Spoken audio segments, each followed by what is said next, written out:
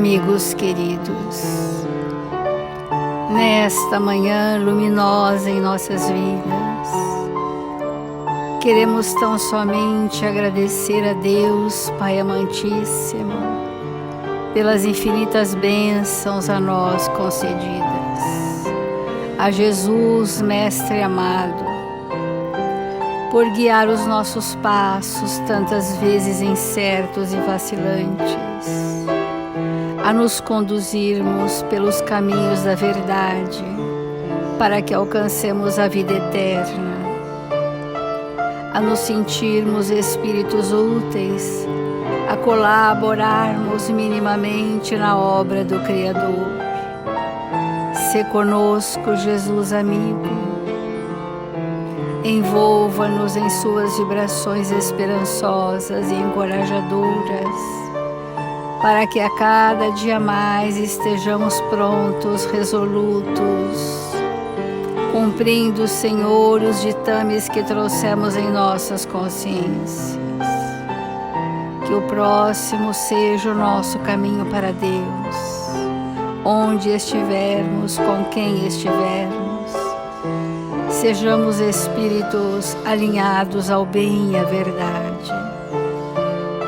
Que os tarefeiros do seu amor na terra, estes abnegados servidores, responsáveis por este Evangelho, encontrem em nossos pensamentos as sintonias felizes, para que a palavra e o pensamento desses benfeitores prevaleça em detrimento do nosso.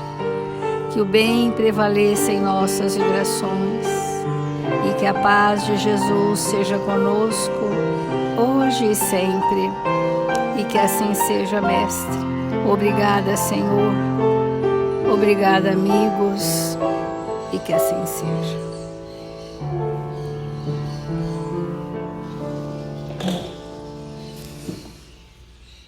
Do Evangelho segundo o Espiritismo, nós estamos no capítulo Amar o Próximo como a Si Mesmo, buscando refletir sobre a lei do amor, que se desmembra na face sublime da caridade, que é a forma operacional de manifestarmos o amor em nossas vidas. E estamos no item A Fé e a Caridade. Diz assim: Deus nos criou para sermos felizes na eternidade. Entretanto, a vida terrestre deve servir unicamente ao nosso aperfeiçoamento moral, que se adquire mais facilmente com a ajuda dos órgãos e do mundo material.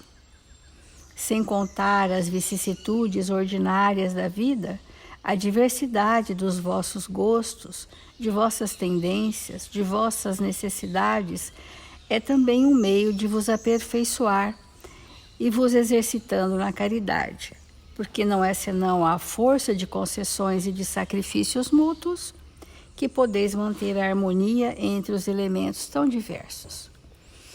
A pergunta é: o que é mesmo ser feliz na eternidade? Ser feliz é estar num estado de gratidão a Deus verdadeiramente por tudo que a vida tem nos oferecido. Ser feliz é ocupar os nossos minutos e os nossos segundos em benefício do bem de todos. É um estado de abnegação e devotamento que se constrói ao longo dos séculos. Ser feliz é fazer um progresso moral que, à base do sacrifício e da renúncia, se perpetuará em nós. Mas estamos encarnados porque sem o corpo físico, essa dimensão da energia mais concentrada, nós ainda não faríamos no mundo espiritual a evolução necessária. Até porque, por vetores atrativos, estaríamos atraindo aqueles muito necessariamente semelhantes a nós. E pela pedagogia do contraste que Eurípides trouxe para nós, é necessário essa diversidade de reencontros, como diz o Evangelho. Diversidade de gostos, de tendências, de necessidades. Essa diversidade é amar o outro, apesar dele pensar ou sentir diferente de nós, é um grande desafio para a humanidade da Terra.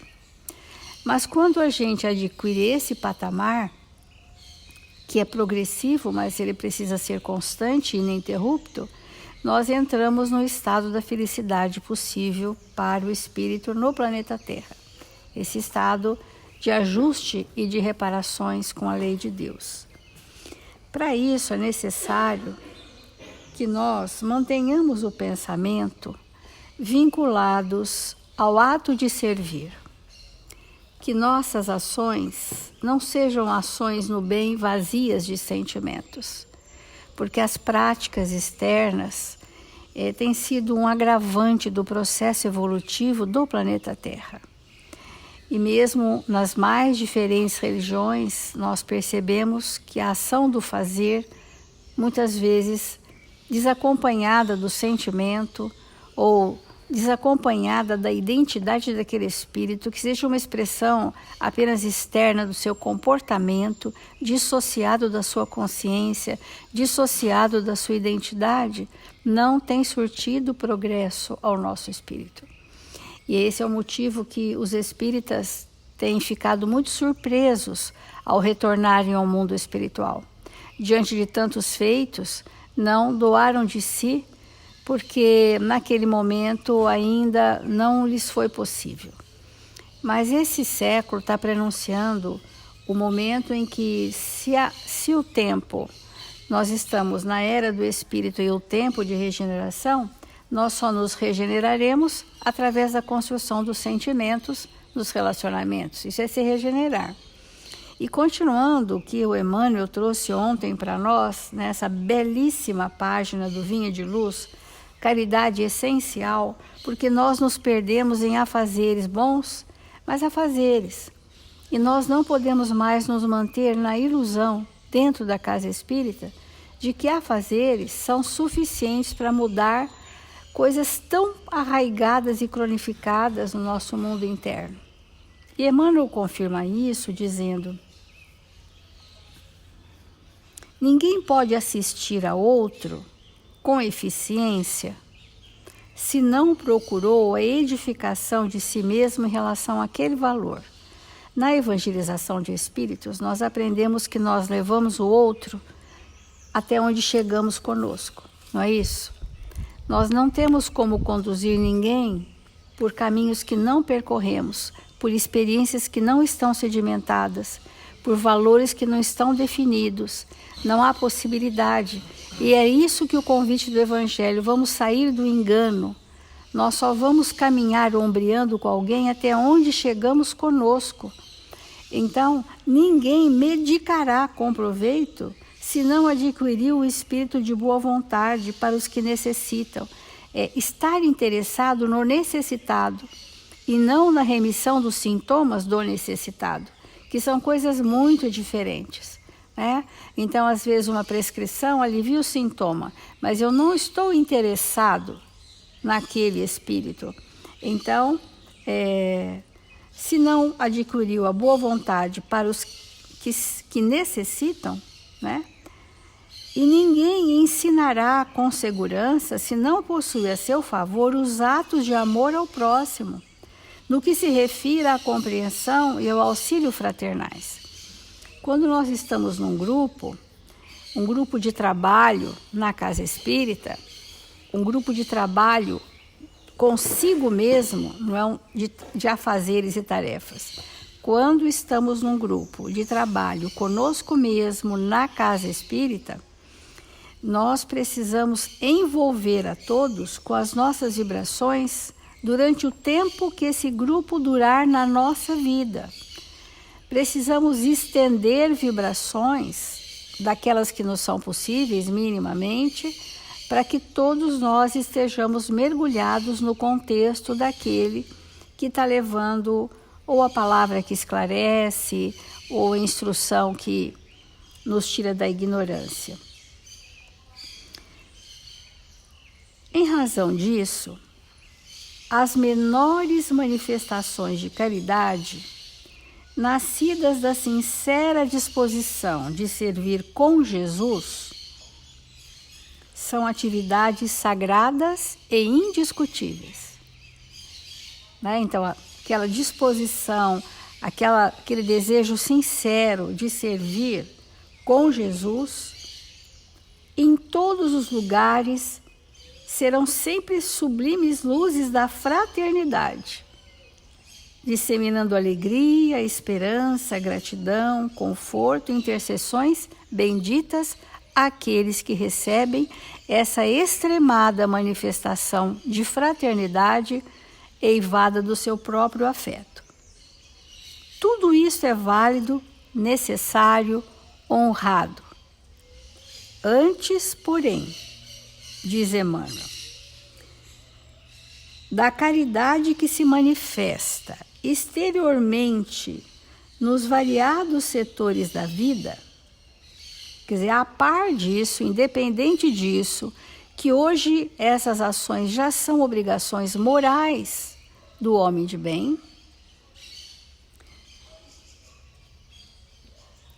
pratiquemos a caridade essencial, além de todas essas ações beneméritas, fraternas, afetivas, pratiquemos a caridade essencial, sem o que não poderemos efetuar a edificação e a redenção de nós mesmos. Trata-se de caridade de pensarmos, falarmos e agirmos segundo os ensinamentos do Divino Mestre no Evangelho. Essa é a caridade essencial. Porque se ela não partir da forma como eu penso e, consequentemente, sinto e ajo, se não houver uma coerência, um alinhamento, uma retidão, não será a caridade essencial e não estaremos com Jesus. Mesmo em nome dele, trabalhamos. Mas servir com Jesus trata-se da caridade de pensarmos, falarmos e agirmos segundo os ensinamentos do Mestre. É a caridade de vivermos verdadeiramente nele, no Cristo, para que ele viva em nós. Sem esta, poderemos levar a efeito grandes serviços externos, alcançar intercessões valiosas em nosso benefício, espalhar notáveis obras de pedra, mas dentro de nós mesmos, nos instantes de supremo testemunho na fé, estaremos vazios e desolados, na condição de mendigos de luz. Então é bem clara e forte a manifestação de Emmanuel em relação à coerência do pensar, sentir e agir, para que definitivamente as nossas práticas não sejam meramente externas.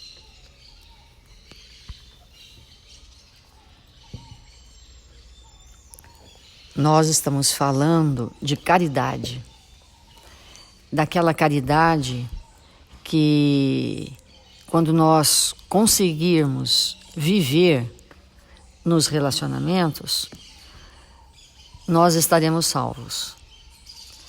Porque, definitivamente, é o grande salto que nós podemos dar nesta existência conosco mesmo.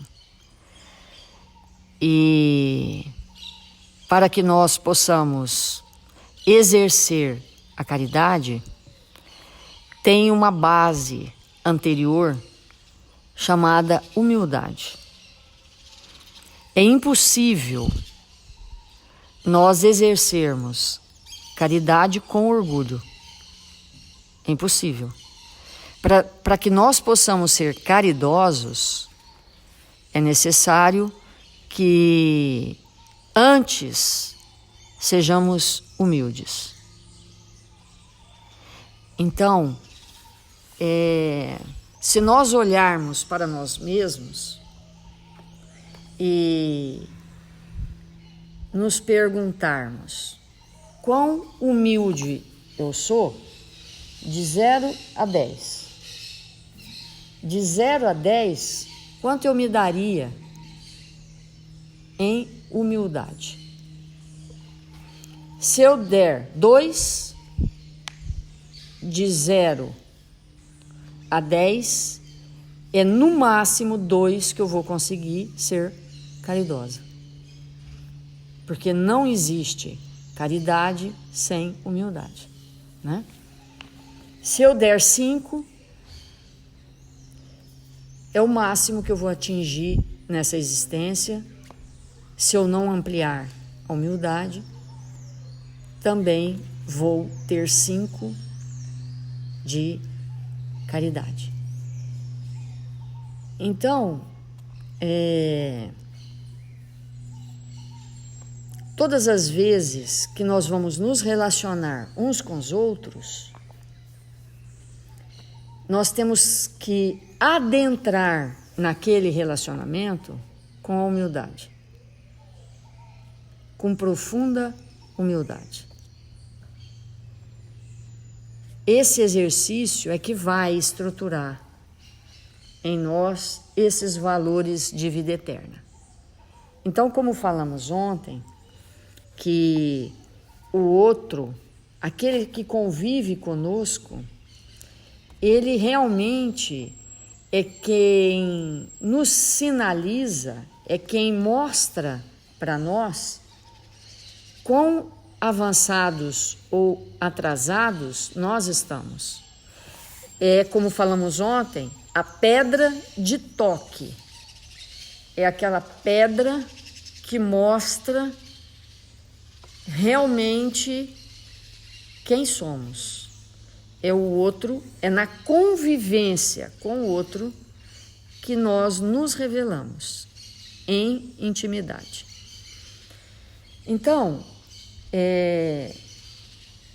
se nós estamos suficientemente esclarecidos sobre isso, é muito importante que nós, em humanidade, possamos ter sonhos, porque quem não sonha, morreu. Quem não tem sonho nenhum, nós não estamos falando ilusão, né? Ilusão é muito diferente de sonhos. Quem não tem sonho, está morto. Pode até estar existindo, mas não vive. Nós temos que sonhar, porque os sonhos bem sonhados, vamos dizer assim, eles se tornam ideais lá na frente. Porque o idealista é aquele que traz alguma experiência na intimidade dele e busca pôr em prática aquilo que ele já tem sobre algum aspecto. Então, nós temos que sonhar. Então, nós precisamos, nesse momento, no meu entendimento, todos nós começarmos com muita intensidade, sonharmos, idealizarmos uma humanidade mais fraterna. Desejar diariamente concretizar este sonho na nossa intimidade. Porque vamos perguntar para nós e respondermos com muita profundidade se a gente sonha isso todo dia. Quais são os nossos sonhos? Então, quando nós iniciamos a nossa vida, que entramos na adolescência, a grande maioria da humanidade sonha casar-se, encontrar um amor, encontrar alguém que possa seguir junto com a existência. Isso é um sonho da humanidade. Todos nós sonhamos isso. Quem não sonha isso está doente ou já veio com uma tarefa que isso não compõe e o espírito nem pensa nisso. Mas em humanidade isso é um sonho da humanidade. Aí as pessoas se casam, vem o segundo sonho, ter os filhos. são sonhos, né, pessoais, são sonhos individuais. Mas nós precisamos ter sonhos também coletivos. Porque se nós não sonhamos ardentemente com uma humanidade melhor, nós não buscamos isso. E é necessário que nós tenhamos força para buscar isso. Desejar diariamente que nós possamos viver numa sociedade melhor, num contexto social melhor. E, obviamente, quando a gente sonha alguma coisa, seja individual ou coletivo, para que aquilo se realize, é necessário que nós façamos da nossa parte. Porque senão o sonho não acontece. Então, vamos perguntar para a nossa intimidade se isso é de verdade. Não com a boca, né, gente? Nós não estamos mais nesse momento. Mas se nós sonhamos como Jesus sonha, idealiza, obviamente a gente não poderia falar que Jesus sonha, né? Porque Jesus idealiza, já é um outro contexto, mas se nós somamos com Jesus, o desejo diário, o sonho, no nosso caso diário, de uma humanidade mais fraterna, mais caridosa. Porque quando isso fizer parte dos nossos sonhos, nós vamos lutar por isso de verdade. Por isso que o Evangelho e toda a doutrina espírita fala para nós que nós não realizamos, nós não conseguimos realizar isso porque não faz parte dos nossos anseios reais. A gente pode até achar bonito o conceito, a gente pode até concordar que isso seria uma maravilha, mas fazer disso uma coisa concreta na nossa intimidade é outra coisa. Porque o que acontece quando nós sonhamos junto com alguém alguma coisa? A força se multiplica. E se nós sonharmos aquela coisa com dois, entre aspas, alguéms? E se nós sonharmos aquela coisa com 10 pessoas e com 1000 pessoas? Qual é a chance disso realmente acontecer? Então, nós espíritas, que temos tanta bagagem espiritual em nível de conhecimento, precisamos diariamente sonhar com essa humanidade. Então, nesse texto que nós lemos ontem, diante da vida social, isso é muito importante porque a caridade, que é o tema que a gente está abrindo, ela só se estabelece num ambiente coletivo. 2 já é coletivo, 3, 4, né? E 1 é o isolamento, Então, diante da vida social, nós podemos estabelecer a caridade. E nesse texto, Emmanuel vai dizer assim: virtude que não se reconheceu no cadinho da experiência, figura-se metal julgado precioso, cujo valor não foi aferido. Então, assim, dentro desse tema da caridade, muitas vezes nós nos sentimos pessoas, espíritos virtuosos. Às vezes nós não julgamos que nós precisamos instalar na nossa intimidade a caridade, porque a gente já se acha virtuoso. Nós já nos encontramos dentro de um pensamento que o julgamento que nós temos de nós mesmos é fora da realidade. Aí, quando tem a pedra de toque, quando tem o outro para testar de que material nós somos, a gente percebe que não é aquilo. Então, como nós vamos estabelecer essa caridade de um para com o outro? Como que nós vamos fazer isso? Na prática, como que é esse processo? Primeiramente, nós temos que ver o outro. Porque no relacionamento ou na convivência uns com os outros, nós agimos de maneira destrambelhada porque nós não enxergamos verdadeiramente o outro. Nós não percebemos a sua fragilidade real, nós não percebemos a sua grandeza real, nós não percebemos o seu potencial a ser expandido, nós não entramos em contato de verdade com o outro. E por que nós não fazemos isso? Porque para que eu possa perceber o outro, para que eu possa entrar em contato com o outro, eu tenho primeiro que me perceber. Eu tenho primeiro que me sentir. Se eu estiver em mim, a chance de eu ser caridosa com alguém é quase de 100%. Se eu estiver em mim.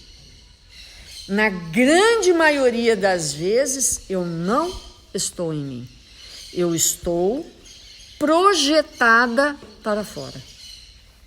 Eu estou fixada lá adiante. Então, como que eu vou exercer os valores que já estão construídos na minha intimidade se eu não estou em mim? É necessário que, vamos usar um termo que nem é tão apropriado, mas me foge outro termo melhor. É necessário que para que eu esteja com você, eu caia em mim. Eu tenha convicção, eu estou aqui. A grande maioria das vezes nós não estamos ali. E esse é o problema. Por isso que a gente não consegue. Nós estamos pensando em outra coisa, nós estamos sentindo outra coisa, nós estamos em outro lugar, nós estamos comprometidos, a nossa mente, a nossa casa mental está absolutamente entulhada. E dessa maneira é impossível ser caridoso. Então, virtude, repetindo a frase, virtude que não se recolheu no cadinho da experiência, figura-se metal julgado precioso, cujo valor não foi aferido. Então vamos pensar sobre isso. Para estar com o outro, cair em si. Fazer a prece.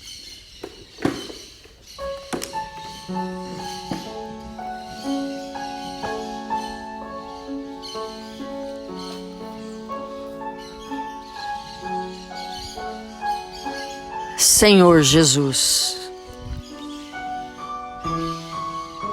divino amigo das nossas vidas, que nós possamos nesta hora compreendermos em profundidade a necessidade de sermos uns para com os outros, profundamente caridosos, para que a nossa essência possa se manifestar e com isso nos tornarmos espíritos mais amorosos, mais lúcidos, mais dispostos ao bem e à caridade. Que nesta hora abençoada, em que o Senhor nos envolve com vibrações amorosas e calmas, possamos nos entregar uns aos outros para a experiência do amor, Senhor. Nesse clima de fraternidade e com a presença solene desses amigos que nos amam, rogamos que os nossos irmãos que se encontram hospitalizados, que se encontram em seus leitos, em seus lares, em enfermarias, possam receber do seu coração amoroso tudo o que necessitam para o seu equilíbrio físico e espiritual. Que o Senhor nos fortaleça, que o Senhor nos ampare, que nós possamos nos entregar com alegria e bom ânimo, Senhor, a tarefa de servir. E nesta hora abençoada, nós elevamos o nosso pensamento para pensarmos e rogarmos em favor da nossa nação, deste país que requer de cada um de nós a postura do bem e do Evangelho. Que nós sejamos aqueles a oferecer para o ambiente em que nos encontramos o que temos de melhor. Fortalece-nos e ampara-nos, hoje e sempre. Que assim seja.